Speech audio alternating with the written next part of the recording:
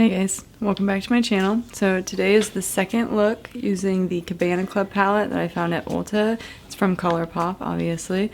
So yeah, this is what it looks like.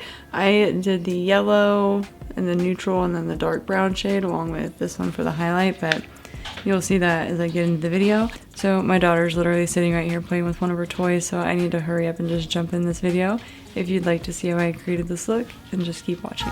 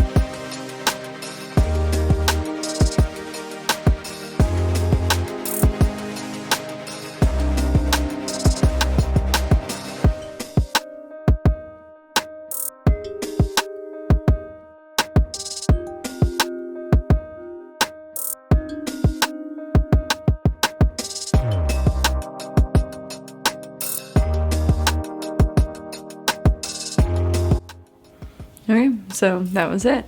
I hope you guys enjoyed the video. I am going to go ahead and just jump out of here really quickly. I'm a stay-at-home mom, and it's pretty hard to try to talk during these videos. That's why I just play a lot of music, so yeah. So anyways, again, I hope you enjoyed the video. Thank you for watching, and I'll see you in the next one.